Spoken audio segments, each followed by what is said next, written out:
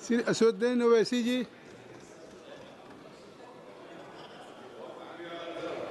मोहतरम चेयरमैन साहब,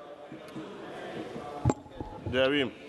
सर यहाँ नहीं रहा है। जय जवाहर। सर बहुत शुक्रिया सर, आपने मुझे एक अहम बिल पर बोलने का मौका दिया।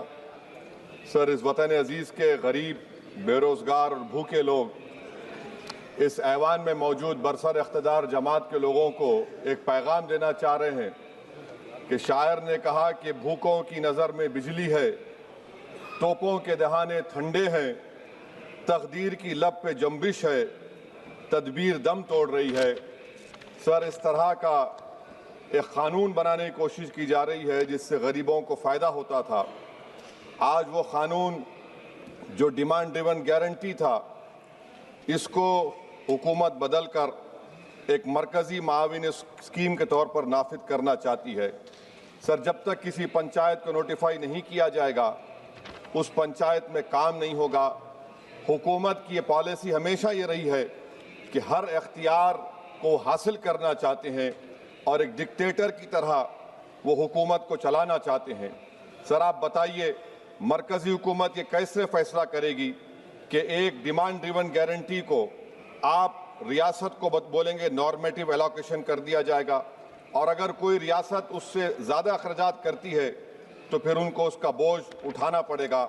मुतालिबा पर मबनी गारंटी को एक सप्लाई डिमांड प्रोग्राम पर तब्दील किया जा रहा है। सर साल में 60 दिन ब्लैकआउट होगा, किसी को काम नहीं मिलेगा।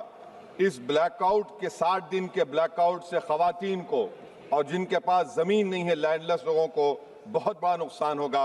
ये क़ानून अगर बनेगा तो ज़मींदार खुशियाँ मनाएंगे और गरीब उस ज़मींदार के रहमो करम पर रहेगा।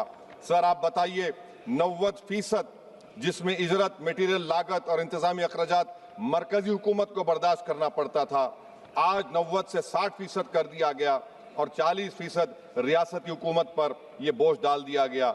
मकसद एक ही है कि उस कानून को कत्ल कर दिया जाए, ख़त्म कर दिया जाए।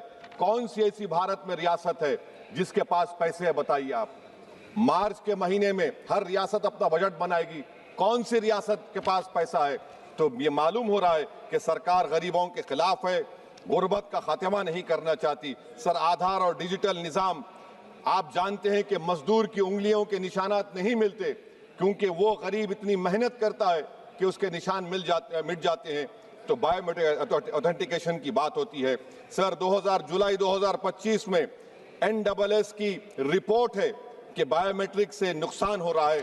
तो सर मैं इस स्कीम के और इस कानून के खिलाफ हूँ और मैं अपनी बात को ख़त्म करता हूँ कि किसी शायर ने अच्छा कहा था कि जिस खेत से देखान को मैसर ना हो रोसी, इस खेत के गोशे गंदम को जला दो। पलायन हो रहा है सर बिहार में, सीमांचल में। अब ये कानून अगर बनेगा तो सीमांचल में 1.5 करोड़ लोग पलायन करते थे। मुझे अफसोस के साथ कहना पड़ेगा कि तादाद बढ़ जाएगी, मगर भारत का गरीब देख रहा है, भूखा देख रहा है, उसका जवाब जरूर देगा। Thank you sir. Shri Pappu Yadav ji.